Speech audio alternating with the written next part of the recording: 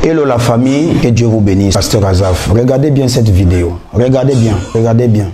Voilà, le jeune que vous voyez là, c'est l'homme le jeune le plus paresseux de notre époque. Vous voyez?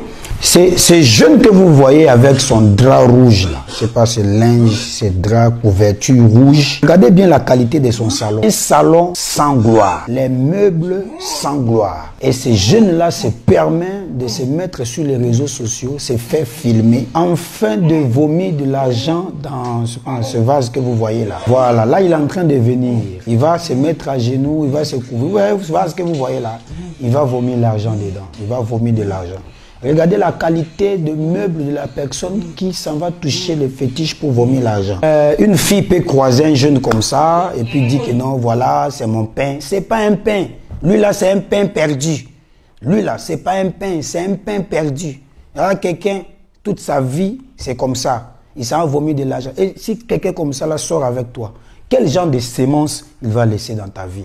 C'est pour ça que vous allez voir, après avoir séparé avec ce type de personnes, si tu n'es pas passé à la délivrance, tu auras des maris de nuit, tu auras des femmes de nuit. C'est pour ça que je vous dis ceci. L'argent répond à tout dans Ecclésiaste chapitre 10, verset 19. La Bible dit, il est écrit, l'argent répond à tout. Mais moi je vous dis, l'argent ne règle pas tout. L'argent répond à tout, mais l'argent ne règle pas tout. J'ai eu à faire une vidéo. Nous avons aujourd'hui des jeunes dans le collège qui vont à l'école, qui font de la magie. Nous avons des jeunes aujourd'hui qui ne respectent pas leurs professeurs. Nous avons des jeunes aujourd'hui qui vont à l'école mais qui n'étudient pas parce que son ami l'a introduit dans un truc voilà, pour avoir des pouvoirs mystiques afin de vomir. Voilà, il a commencé déjà la magie très tôt.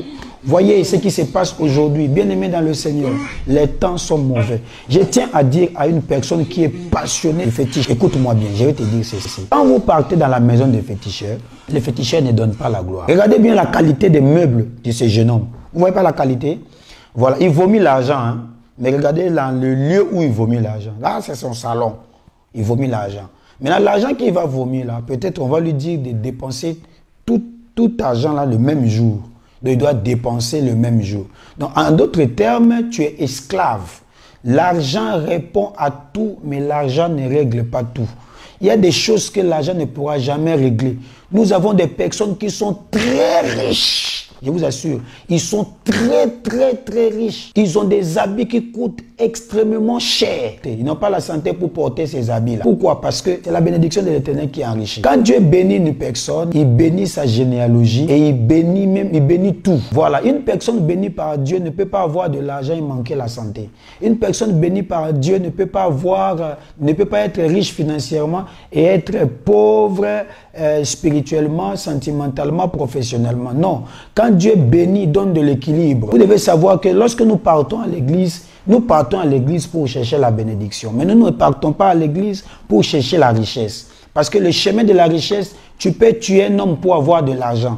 Mais tu ne peux pas tuer un homme pour être béni. Tu ne peux pas, comment on appelle ça, sacrifier ta mère pour être béni. Celui qui a sacrifié ses parents, sacrifié son enfant, sacrifié sa famille dans la magie, dans la sorcellerie, c'est vrai, il peut toucher de l'argent, il sera peut-être riche financièrement, selon eux, mais il ne sera pas béni. Il aura de l'argent, mais de l'argent qui ne lui produit absolument rien. Prévenez, regardez bien, vous voyez dans cette vidéo, le jeune homme que vous voyez, il vomit de l'argent dans un salon sans gloire. Et Dieu punisse le diable et sa belle-mère. Qui que vous soyez, où que vous soyez, quoi que vous fassiez, ne faites pas ce que vous voyez là chez vous. Jeune, tu vas à l'école, continue à aller à l'école. Jeune, tu vas à l'école, continue à aller à l'école. Jeune, tu as des ambitions. Laisse-moi te dire, mets-toi, lance-toi dans les affaires. Il y a des gens qui ont commencé petits, sont devenus grands. Adam avait échoué dans la Bible, pas parce qu'il n'avait pas une bonne femme. Adam a échoué tout simplement parce que Dieu l'a créé déjà grand.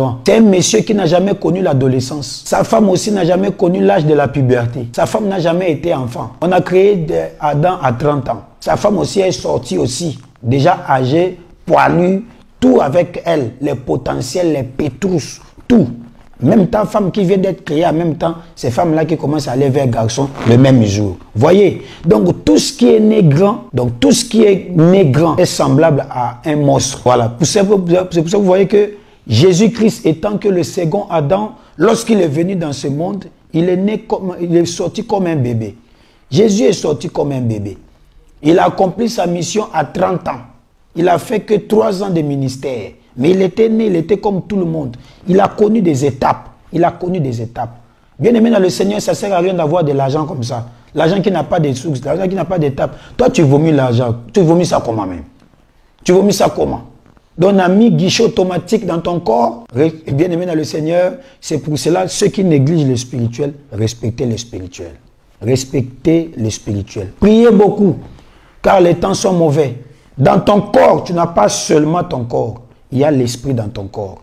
Mais quand on regarde ta vie, tu prends trop soin de ton corps, mais tu ne prends pas trop soin de ton esprit. Or, le corps que nous portons, tout ce que tu peux investir sur ton corps finira par aller dans un cercueil. Mais l'investissement que tu vas mettre sur ton esprit, c'est ça qui va rester bien. Repentez-vous, repentez-vous, repentez-vous, repentez-vous. Le Seigneur a besoin de votre âme. Le Seigneur a besoin de votre âme. Bien aimé, la repentance après la mort ne marche pas.